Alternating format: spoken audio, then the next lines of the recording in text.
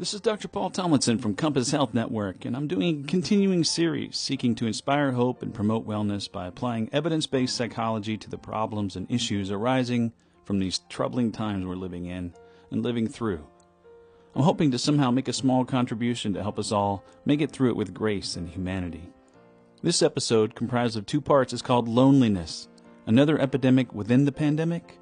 In part 1, we talked about what loneliness is, how prevalent it is, and some possible reasons as to why it's so prevalent, and the paradox of loneliness in the age of social media. In this episode, part 2, I'll talk more about the evidence of impact of social media on loneliness and mental health, the negative health effects of loneliness, and some surprising new research on the trajectory of loneliness during the COVID-19 pandemic, along with some hopeful thoughts about how to better use the tools we have to address the loneliness epidemic within the pandemic. So back to social media and loneliness, or mental health more broadly. So on to the research. A recent study of Twitter and Facebook users revealed that those who admitted to going out of their way to seek validation, or likes, and portray a perfect profile were more likely to suffer from low self-esteem and be less trusting of others. And obviously, if we're so focused on minimizing perceptions of our flaws, we may lack or lose the ability to relate to others about real-life experiences. Also, think about this. Our own insider knowledge of our altered or carefully curated reality could cause us to feel fraudulent and disconnected. Hawthorne was right on, if sexist, in 1850 when he wrote, quote, "No man for any considerable period can wear one face to himself and another to the multitude without finally getting bewildered as to which may be the true."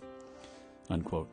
Never underestimate the accuracy of the BS detector of our friends and acquaintances. If we have an obviously skewed profile, perfection, it will likely, over time, cause others to be unable to genuinely connect with us. As a psychologist and erstwhile observer of social media content and behavior, I've come to believe that the Insta-Twitter-face world can begin to feel like a virtual minefield of potential emotional and psychological triggers, from the downward comparison trap that I mentioned to obsessively checking if anyone has liked our latest post or wished us a happy birthday.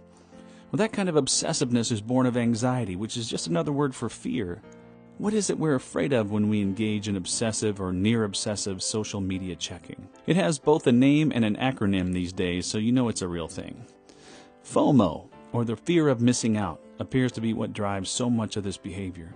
We're afraid we're going to miss out on an opportunity to connect, an opportunity to get a digital pat on the back or a like or a heart that lets us know that someone sees us, someone knows us even a little bit, and someone values us enough to give us some of their sweet time. And that's how I like to think of it anyway. FOMO is perhaps an extension of larger issues of inclusion and our place in the social order. As I've alluded to above, once our basic needs are met, the need for inclusion and social interaction rank pretty high, and they're felt with often excruciating clarity. The essence and poignancy of FOMO is beautifully captured in Whittier's wonderful line of poetry. "Of all sad words of tongue or pen, the saddest are these, it might have been." The FOMO experience is one where I could have been there and I wasn't. The thought that maybe we're not being included, or worse, we're being specifically excluded by people with whom we have important social relationships. For example, if we see a picture of our friends all gathered for some event or other to which we were not invited, that can precipitate feeling excluded and alienated from the group.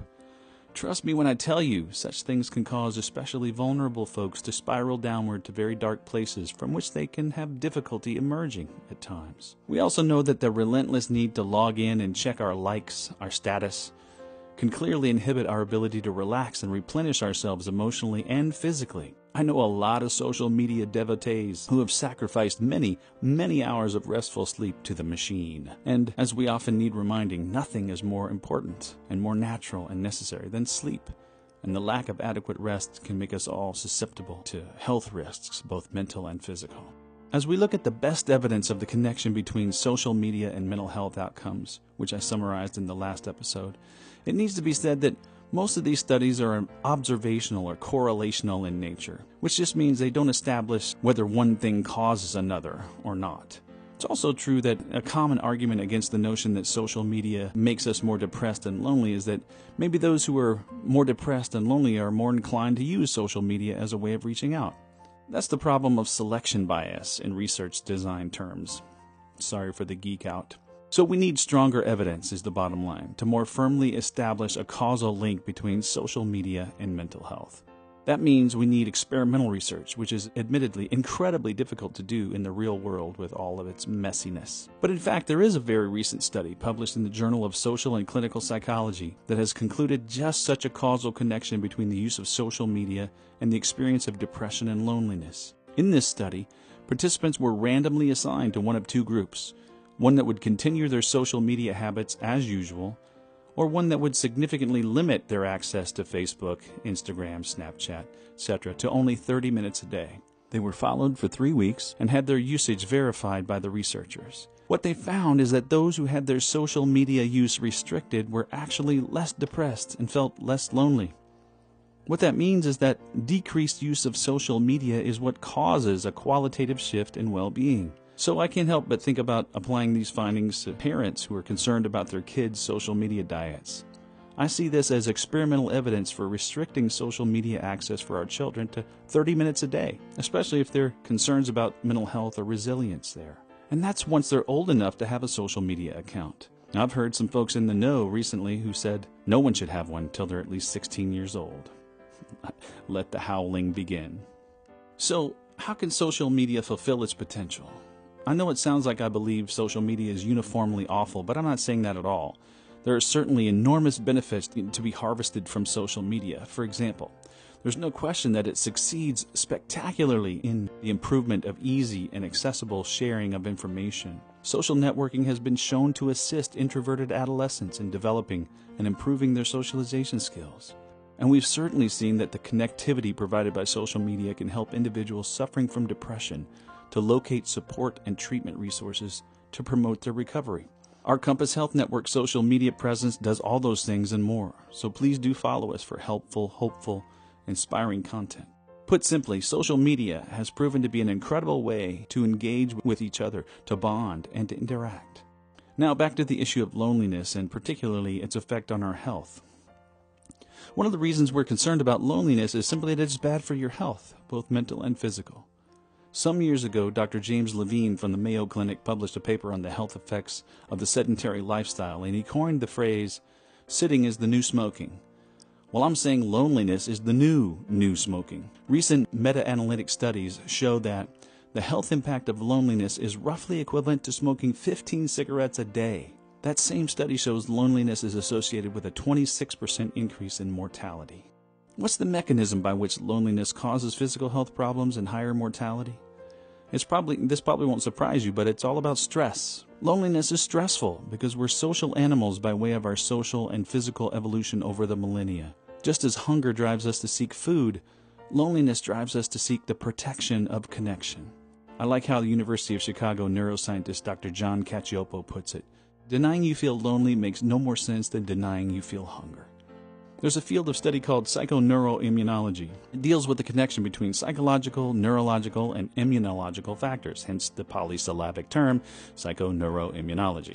And you can use that to impress your friends on your next Zoom call for free. Anyway, studies in this field have clearly shown that the stress of isolation, separateness, loneliness causes the release of massive quantities of stress hormones, cortisol in particular.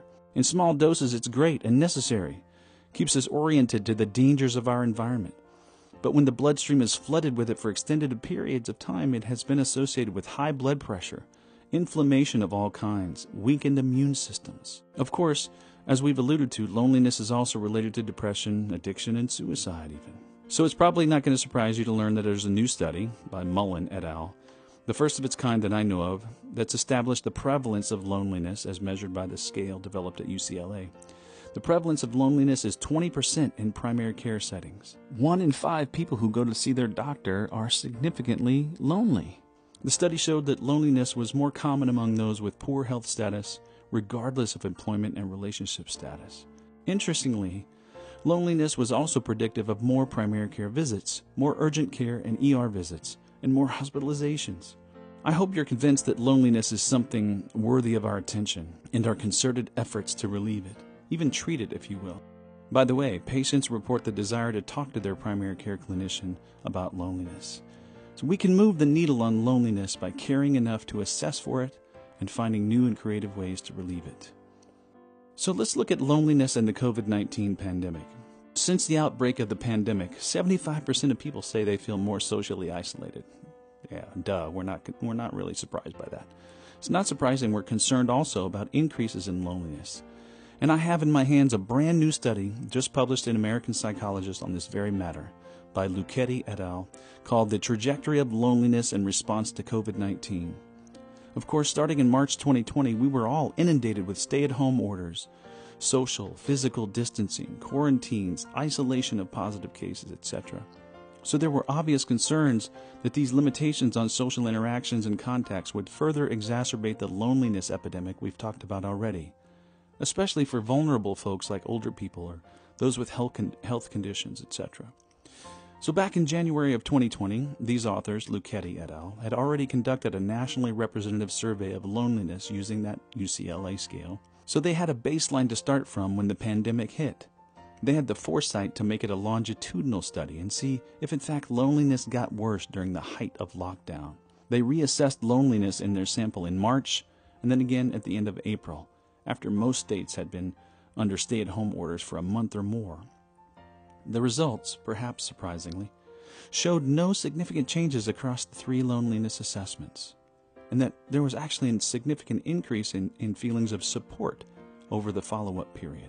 Although older people did report a slight rise in loneliness during the very first part of the pandemic, it leveled out during the stay-at-home orders phase. So overall, despite that initial impact on vulnerable older people, there was no increase in loneliness, but rather what I see as remarkable resilience in the face of the COVID-19 pandemic. I think this means we should still be concerned about vulnerable people, of course, especially older people who may not have sufficient social support. Remember, the very definition of loneliness is a disconnect between desired social connection and the perceived quality of our social connections. The implications of this definition are that it's entirely possible to feel alone in a crowd of friends and family, or to feel very connected even though physically distant or alone. It's the feeling of being connected to others that promotes health and wellness, rather than the number of social connections per se. In the midst of this pandemic, maybe we can begin to believe that we really are all in this together, that we're connected in meaningful ways, and that we are willing to do what's necessary to help each other feel loved and cared for. Even if we are physically isolated, we don't have to feel lonely. Let me close with the connection solution. Loneliness is an epidemic, but it's preventable, treatable, and manageable.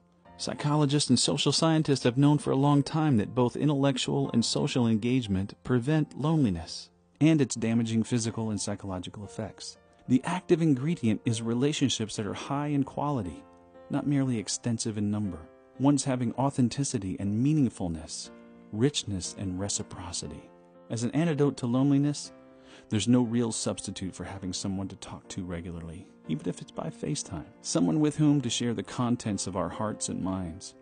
And there's no reason why this cannot be achieved virtually through thoughtful, non-obsessive social media use, among other methods.